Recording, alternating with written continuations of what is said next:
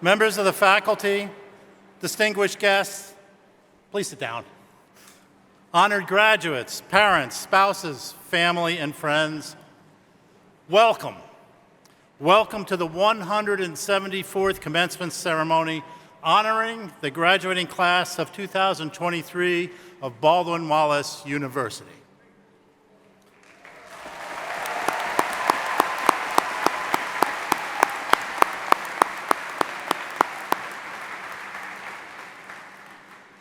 My name is Steve Stahl, and it has been my privilege to serve the university as Provost and Master of Ceremonies for this event.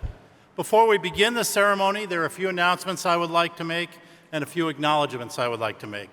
First, if anyone needs medical assistance during the ceremony, health services is set up over here to my left at the Red Cross sign. The invocation will be offered by Reverend C.J. Harkness, Director of Spiritual Life. This will be followed by the national anthem, played by the B.W. Bross Ensemble and directed by Dr. Kenneth Heinlein, Assistant Professor in the Conservatory of Music. Afterwards, President Helmer will make some welcoming remarks. Please rise if you are able, and please remove your caps if appropriate for the prayer and anthem.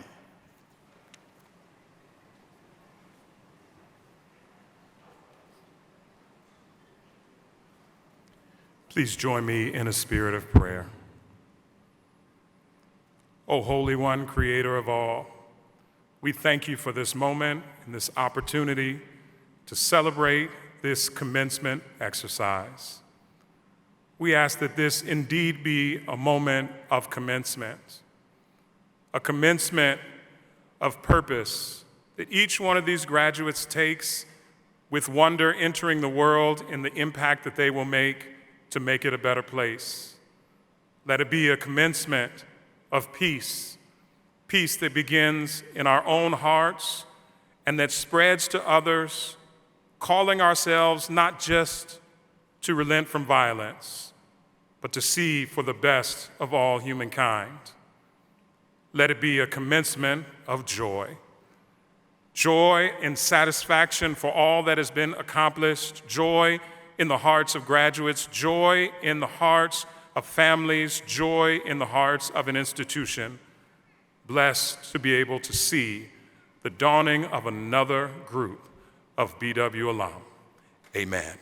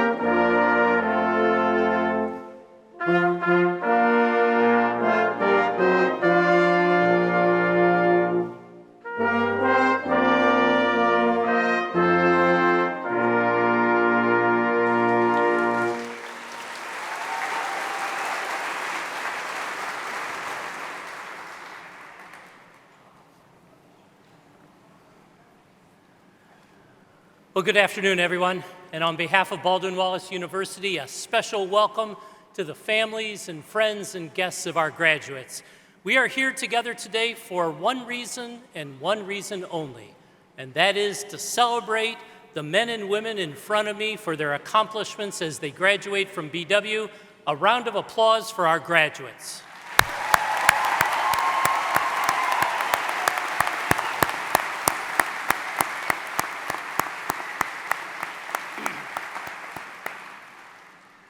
We celebrate with the spirit of gratitude because we know that we have so much to be thankful for. It's December 9th and it's 60 degrees outside. I mean, there is a lot to be thankful for. Graduates, on behalf of you, I am assuming that you are thankful for those who got you to this point.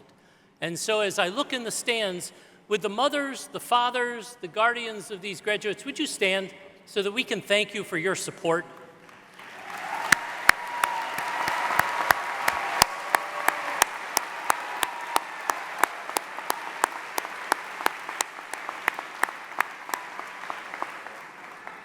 How about husbands, wives, fiancés, partners of the graduates? Stand up.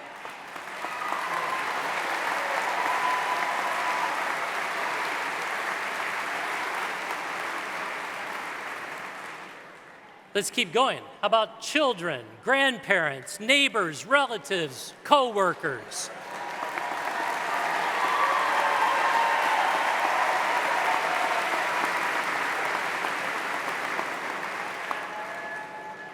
Did I miss anyone? If I did that right, everyone should have had a chance to stand up. How about alumni? Where are the alumni of our university?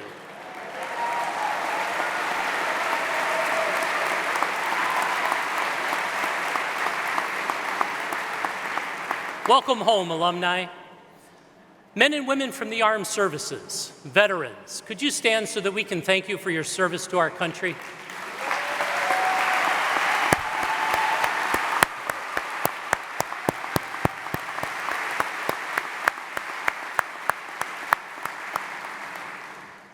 We're joined today by members of our Board of Trustees. We have Chuck Rotuno, past chair of the board, and other trustees with us. If you could thank the governing board of our university for their service to BW.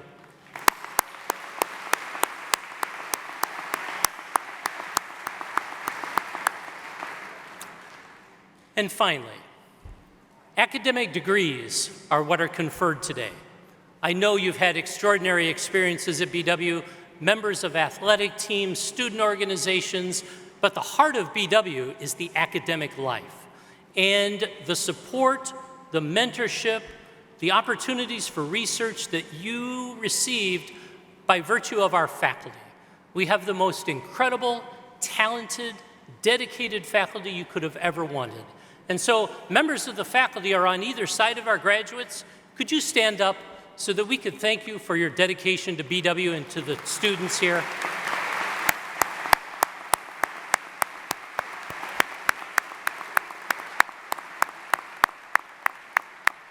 Thank you.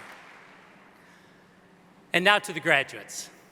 You've worked hard, you've put the time in, you've accomplished your academic degree. So we'll do this again in a little bit, but why don't you stand up and give us another chance to congratulate you.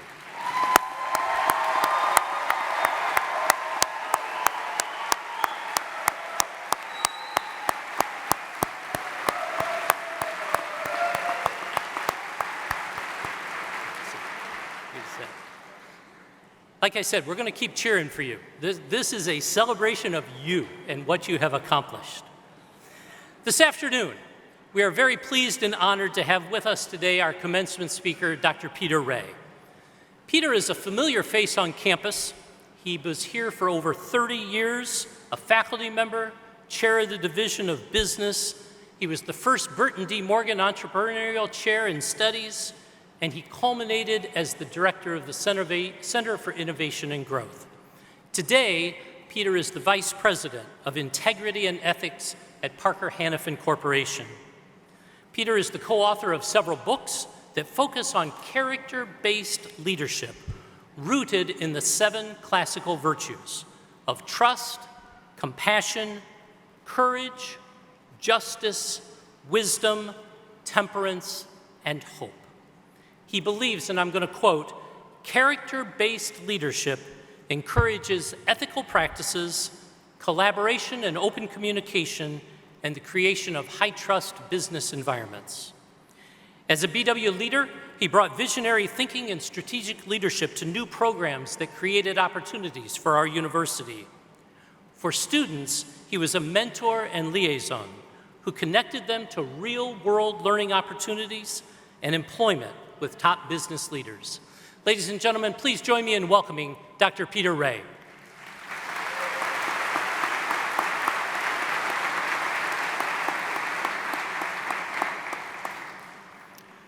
Thank you, President Helmer, members of the faculty and staff, Board of Trustees, family and friends, and of course, the class of 2023.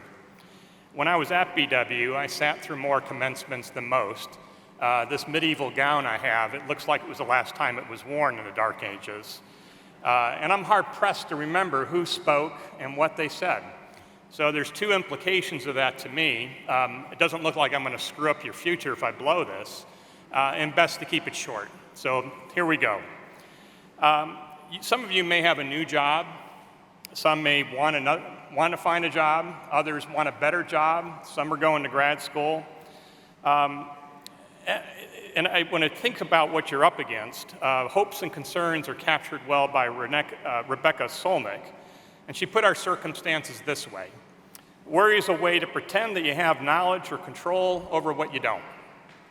We live in a wobbly world, and the career game just got big, so the question is, are we ready for it? Perhaps this quote captures the way some of us feel uncertain. The social fabric appears to be unraveling. Civility seems like an old-fashioned habit, honesty like an optional exercise, and trust like the relic of another time. This was written by a Roman historian 2,000 years ago. A wobbly, uncertain world has always been our destiny. So uncertainty is also fueled further by a negativity bias. Daniel Kahneman won a Nobel Prize in part by proving we fear loss at 2 times the level that we hope for gain. There's additional research about whether our worries really come into practice. 85% of our worries never happen. So, well, the last part must have been terrible. Actually, most people report it wasn't as bad as I thought, or I learned some valuable lessons. I'm not suggesting there aren't truly terrible things that can happen to us, but it tends to be smaller than maybe what we give it some weight. As Mark Twain said, I've had a lot of worries in my life, much of which have never happened. So in a world that feels out of control sometimes, what if we think about navigating uncertainty as a lifelong skill? And we can focus on what we can control to deal with what we can't control. Our character, investing in relationships, and our purpose. So let's start with character. What is it? The ancient definition of character is virtue. Virtue means excellence, and it's defined by the 7 classical virtues that Bob went through: trust, compassion, courage, justice, wisdom, temperance, and hope. And these are known as the classical virtues because they cut across time, and they're at least 3,000 years old, at least. So historically, to practice virtue was the purpose of being liberally educated. So 2,400 years ago in Plato's Academy, you weren't allowed to graduate until you were 50.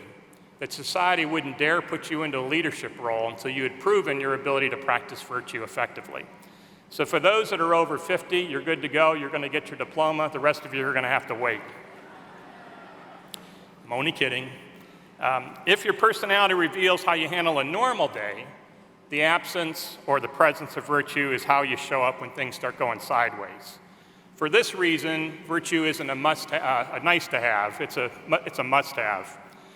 Mike Matthews from West Point looked at 100 years of research, dependent variable job performance and academic performance, and he created this 25-75 rule, that about 25% of the variance in performance can be attributed to things like intelligence. 75% of the variance can be explained by non-cognitive factors like character. So imagine if we spent as much time on our character skills as our career skills. Now, of course, we're going to screw up. Rumi, the 12th century poet, said we're all jackasses attached to angel wings.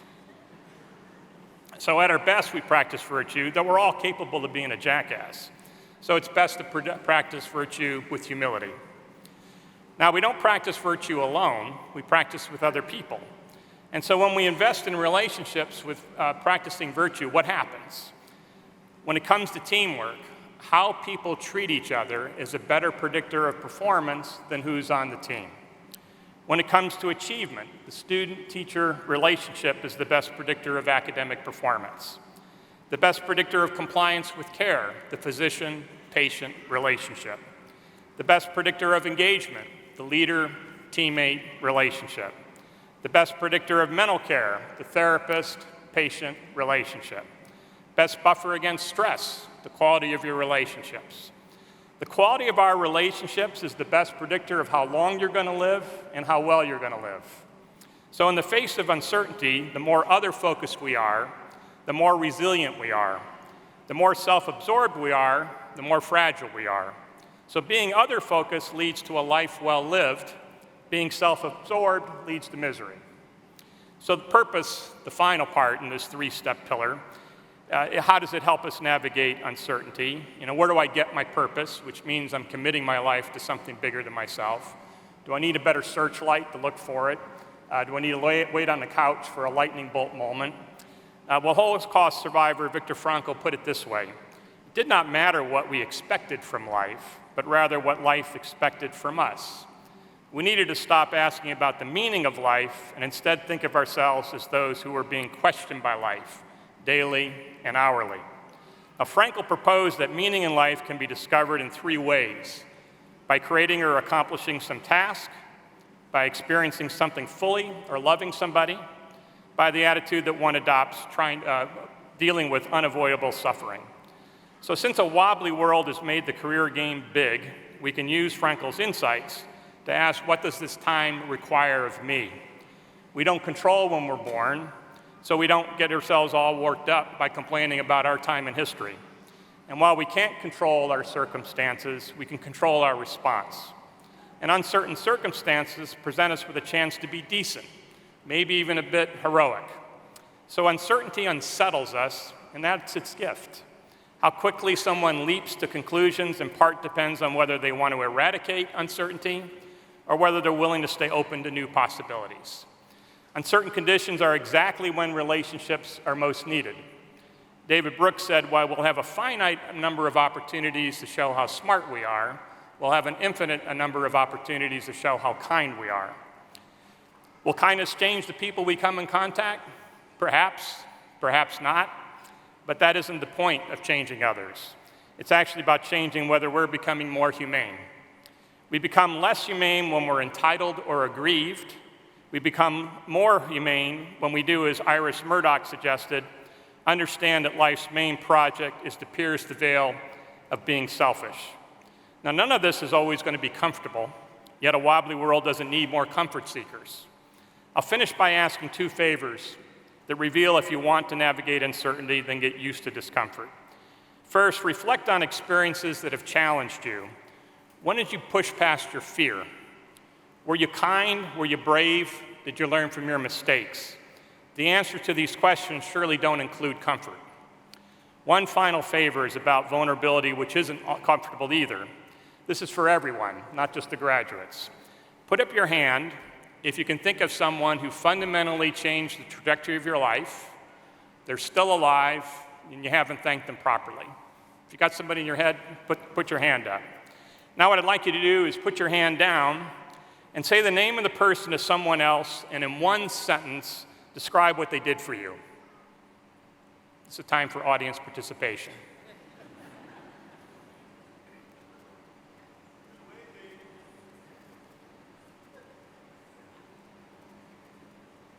Now look, this is your homework assignment.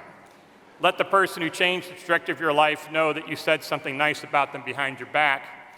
Maybe that person is even here at this commencement. So now that you know that a wobbly world can best be navigated by relying on character defined by virtue, by investing in relationships, and pursuing a purpose that asks me, what does this time require of me? You can find a group of people who bring out the best in you. Spend more time with them. That'll make you better. So I'm going to close with a quote from Aristotle. He wanted to live a happy life. I suspect you did too. Though his definition of it might be a little bit different than the way we think about it. that happiness is a byproduct of doing what is worthy. And to do what is worthy is to be a person of character. And to be a person of character is to be virtuous. Here's the punchline. To be virtuous is about habits and discipline available to us all. Class of 2023, be well, do well.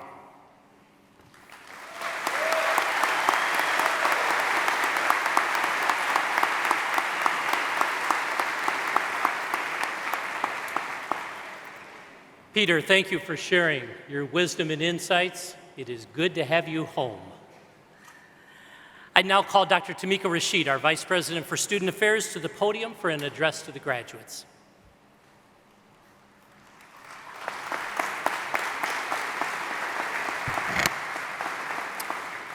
Class of 2022, from the moment you stepped on campus as first-year students to the steps you take today towards this stage, each of you have forged a unique path, a path that at times needed the support from faculty mentors or a devoted staff at times that challenged you as it's challenged us all to unleash your greater potential. You joined the tens of thousands of BW alumni who forged their own paths right here and are symbolized by this ring of ribbons. Since the tradition began in 1915, each class has added ribbons to represent their class colors to this never-ending ring. The class of 2023 is the 108th graduating class to add ribbons to this ring. As your paths spread out from this place and take you to all corners of the world, know that your mark has been made in the story here at Baldwin Wallace. I now recognize Kayla Swansiger, president of the senior class, to come forward with a message for our graduates.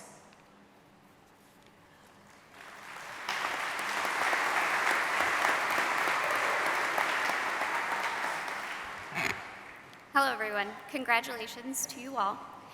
This ring is a reminder of our place in the ongoing heritage of Baldwin Wallace University. The tradition of this ring was begun by the graduates of 1915, and it holds the colors of each graduating class of Baldwin Wallace seniors since that year. You placed your orange ribbon at convocation as you began your journey here at BW. And now I add your white ribbon at commencement.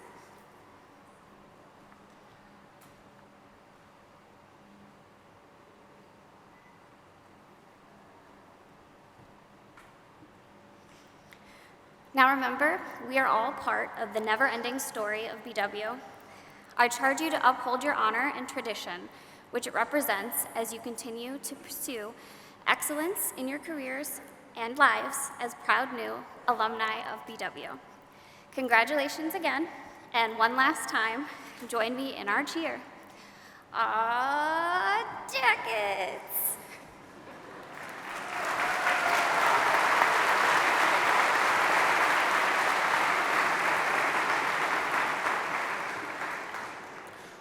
Let me direct these remarks to the graduate students who are seated here in front of the student section. Congratulations.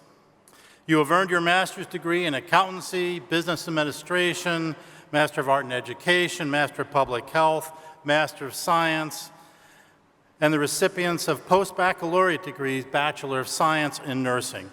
Your commitment to lifelong learning is important and will continue, and today provides a key professional credential that will continue to advance your career and provides an excellent example for the students seated behind you.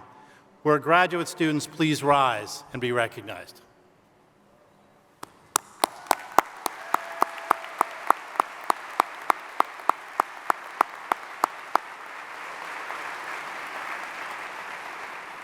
You have worked hard to get here, and we are pleased to greet you and congratulate you on your accomplishment. I will now recognize those undergraduate students who have earned academic honors in their undergraduate record. Summa cum laude, with highest honors, is used to designate the graduates who have earned a 3.90 grade point average or better through their academic career. There are 15 summa cum laude graduates. Will those students please rise and be recognized at this time?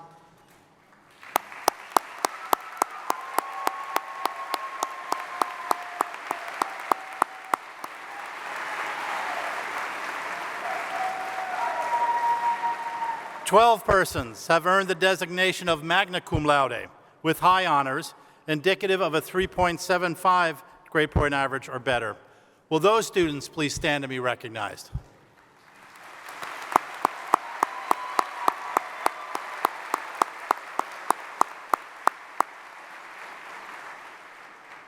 "15 persons have earned the designation of cum laude with honors, having a 3.60 average or better. Will those students please stand and be recognized?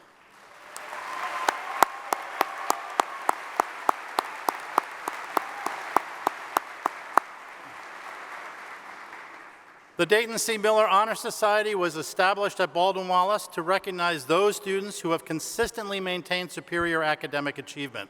There are 11 in this graduating class. Would the members of the Dayton C. Miller Honor Society please stand so we can recognize you?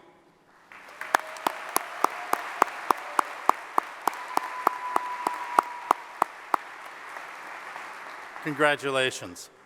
The Honors Program challenges students to complete an enhanced curriculum in the liberal arts and provides numerous growth opportunities related to research, service, and leadership development. Would the 4 students graduating with Honors Program status please stand so we can recognize you?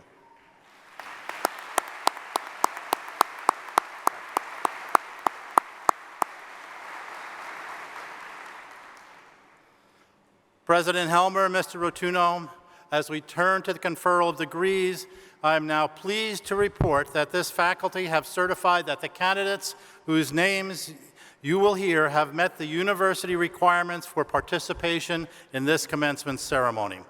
These students are candidates for the degrees of Master of Accountancy, Master of Business Administration, Master of Arts in Education, Master of Public Health, Master of Science, Bachelor of Science in Nursing, Bachelor of Arts, Bachelor of Fine Arts, Bachelor of Science in Education, and Bachelor of Music. I have the honor to present these candidates to you.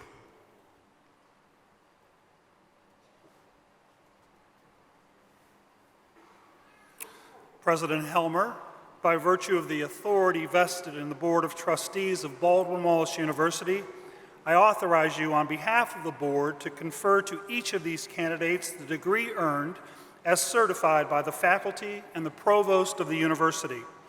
I extend congratulations from the board to these graduates who will join the ranks of our alumni family at Baldwin Wallace.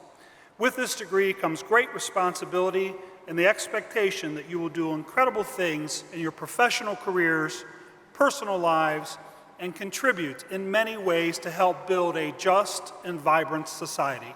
I wish you all the best as you continue your journey. Congratulations.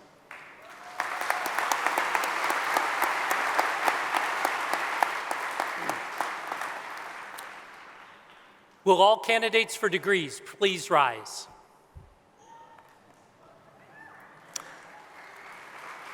Yeah, let's give them. Why not?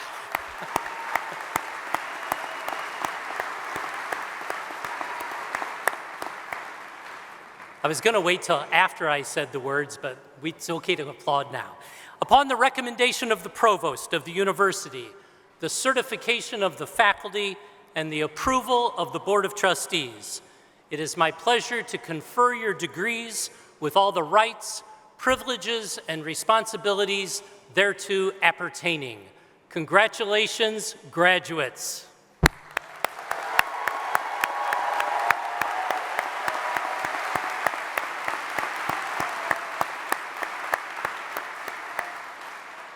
Those of you who are who were seniors 20 seconds ago, move your tassels from the right side to the left side as emblematic of your degree.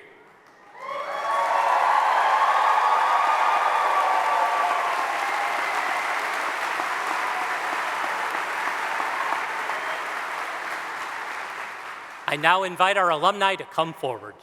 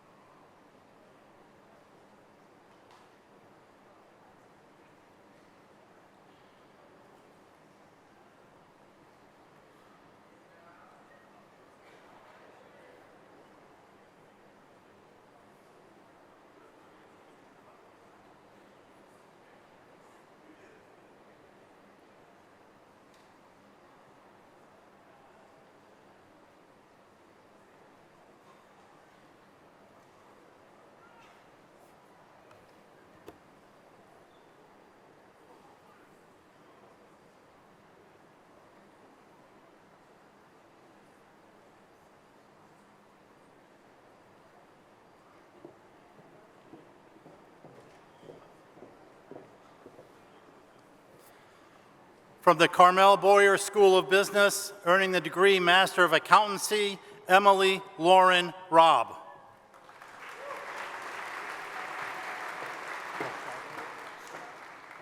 Madeline M. Rocheville.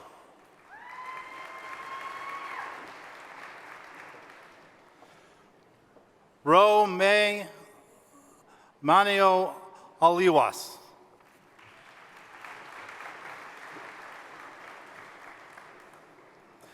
Danelle I. Baker Miller. Derek Ball. Earning the degree Master of Business Administration, Kara Barnes. Dawn Marie Brown. Cole C. Phoebus. Kyle Freeze.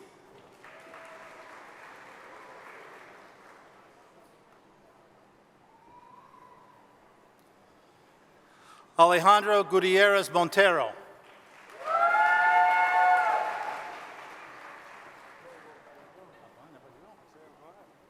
John J. Murray.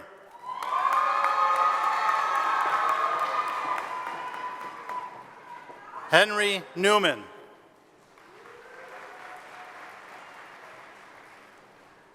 Veronica Ortiz Hernandez. Andrew Rich. Connor Vincent Ritchie.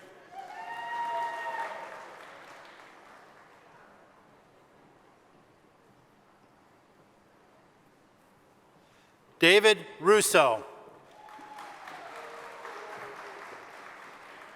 Jonathan T. Schroeder. Samantha Thompson.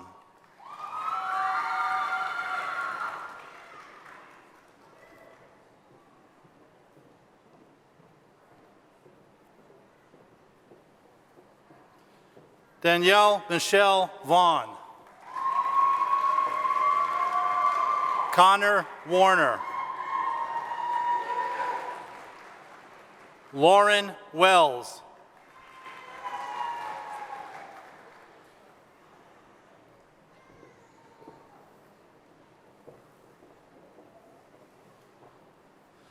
From the School of Education and Health Sciences, earning the degree Master of Arts in Education, Medulla Elmedi.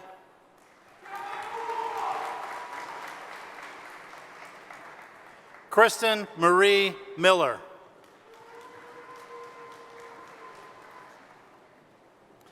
Ashley M. Navolanik.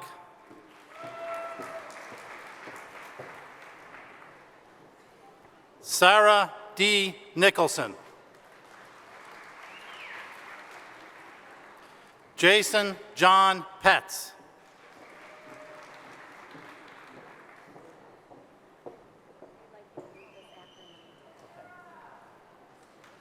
Lindsay Joanne Wright.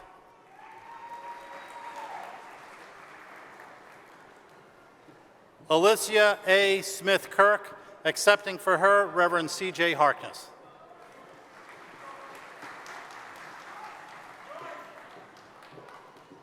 Simone Renee Jackson. Lauren K. Martello. Earning the degree Bachelor of Science in Nursing, Julia Lee Allen. Amanda Susan Adilano. Sean Edward Ballard. Emma Marie Glass. David W. Kenny. Teresa Angela LaGreca. Amber L. Mjolnir. Haley Alexandria Morganroth. Isabella M. Moskowitz. Olivia Yvonne Muldoon. Uwin Tu Natalie Pham. Michelle Susanna Spivak. Anya Wu. Kayla Ann Zbykowski. In the School of Humanities and Social Sciences and Social Science and Engineering, Fabio Filippo Andaloro. Earning the degree Bachelor of Arts, Julia H. Bajani. Alexiana Butcher. Taylor G. Calarco. Nathan J. Grant. Jordan A. Gray. Zaire Soleil Trinity Hall Hamilton. Dylan Joseph Koyman.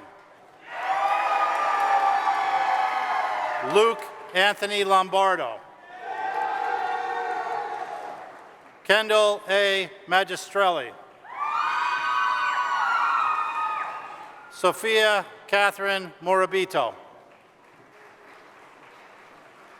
Bryce Cooney. Hannah Nancy Marie McDivitt.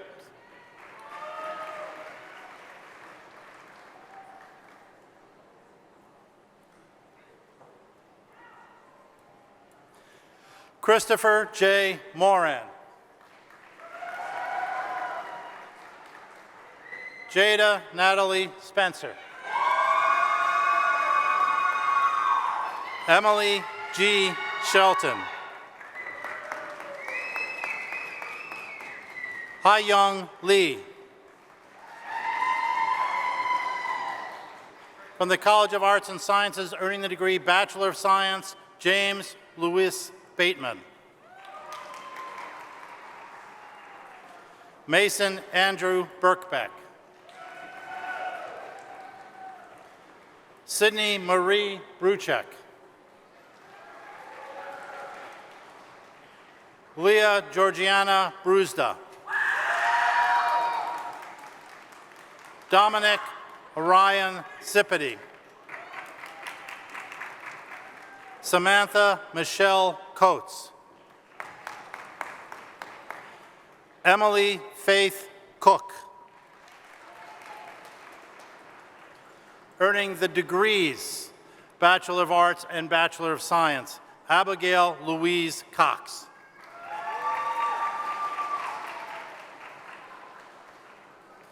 Earning the degree Bachelor of Science, Hannah Adriana Yukon Dill. Owen M. Ellswick. Wyatt W. Flynn. Ryan Scott Guggenheim. Alehi Lucero Chase Martinez. Hexandra Mijangos.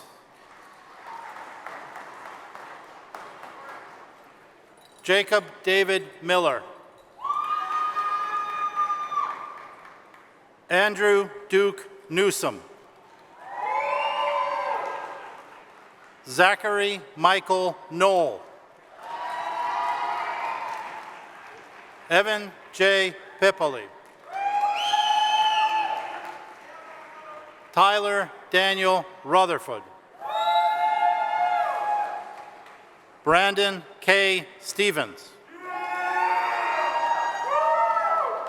Mihailo Terenkov. Lindsay Ann Wodzis. Nathaniel Wynn. Rachel A. Urich. From the Carmel Boyer School of Business, earning the degree Bachelor of Arts, Sarah Marie Armbruster.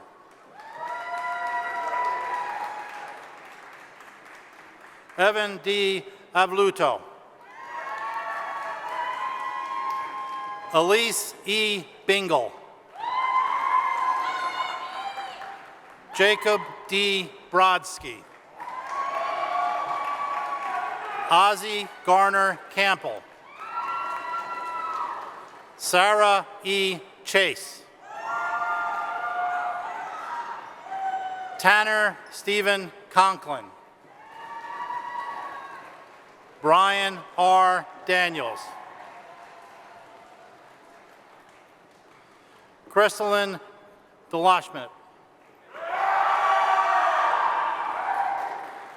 Kavona Shanice Irvin.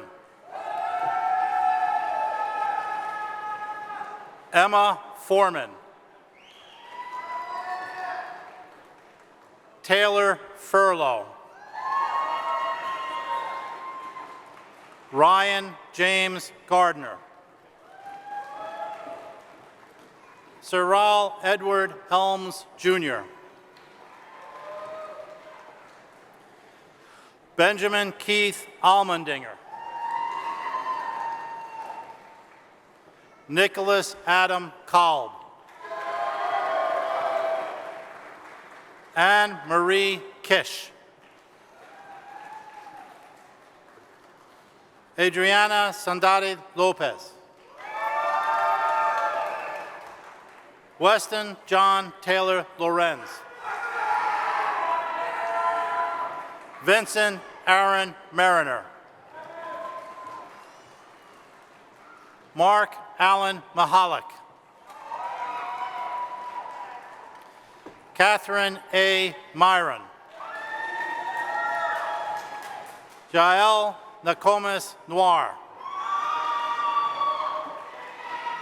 Michael A. Progar.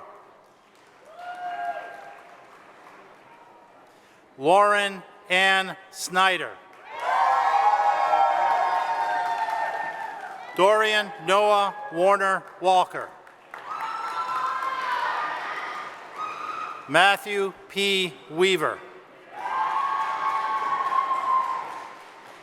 The School of Education and Health Sciences, earning the degree Bachelor of Science, Angelica Gonzalez Rivera. Elise Leeds. Faith Ong.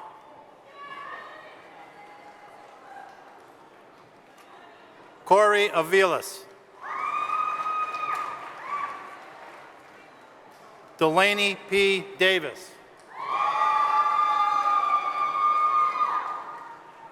Rocco M. Del Verme.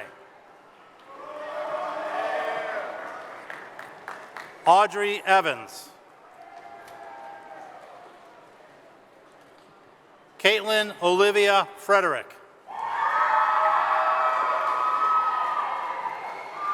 Lauren Elizabeth Fugger. Philip Robertson Heck.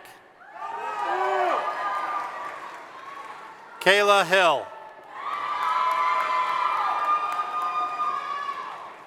Claire Johnson. Daniel Allen Kishmartin. Elizabeth Marie Lesko. John Mason Lavasser. Nautica Lopez. Joseph Xavier McDonald. Lillian Adele Poland. Colby Madison Pratt. Maya Rahim Rashada. Isabel Rose Raymond. Nicole May Schwartz. Darius Quan Stokes. Abigail Louise Yost.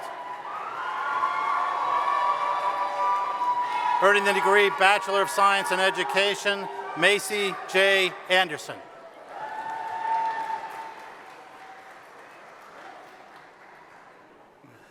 Carrie Ann Conkle. Shelby Heminger. Kevin M. Golobic. Demoni Jones.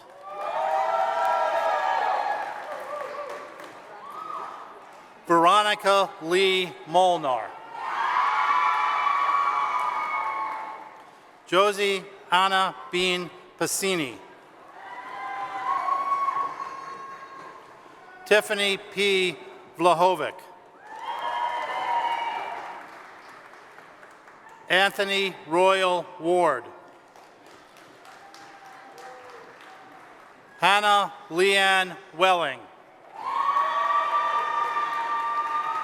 Emily Widad Moitaz Yassin.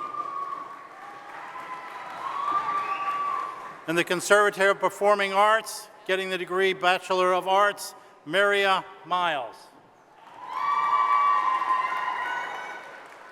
Jacob Alexander Robertshaw.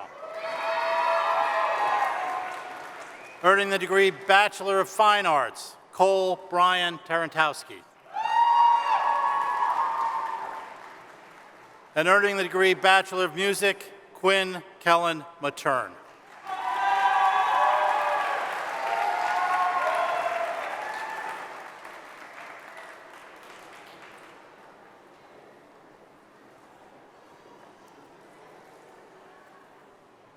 We got to do it again. Another round of applause for our graduates.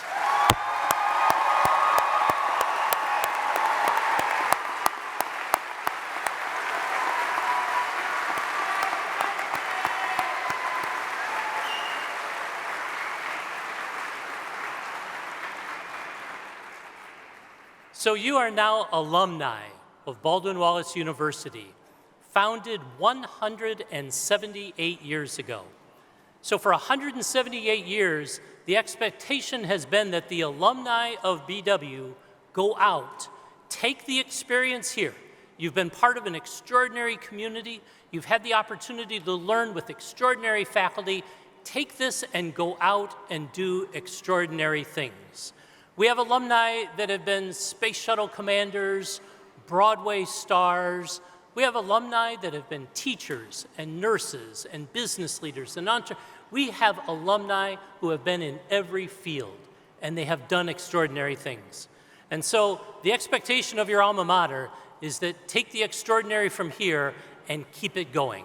Just keep it going. And then come back. Come back and share with your faculty. Come back and share with come back and share with us what you've been doing, how you've been doing. You are always a part of this university. BW is now your alma mater. And so, we will conclude our ceremony today with a benediction, which will be offered by the Reverend C.J. Harkness.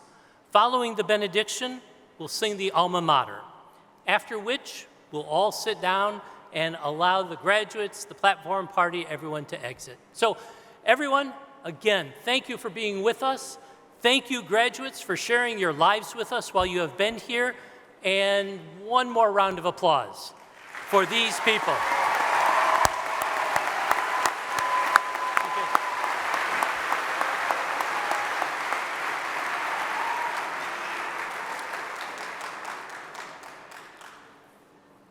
Please join me again in a spirit of prayer.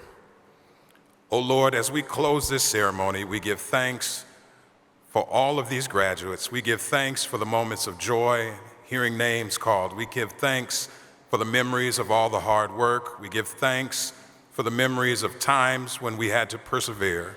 We give thanks. And now, as we launch into the extraordinary, we ask that the lives of these graduates be filled with extraordinary work, doing things that push their fields to new heights. May they live extraordinary lives, finding joy and peace in whatever they do, allowing them to truly, truly live according to the creed that you give each of us. May all of us be able to see them and celebrate them as they go along, recognizing the extraordinary community that you have built at Baldwin Wallace University. Amen.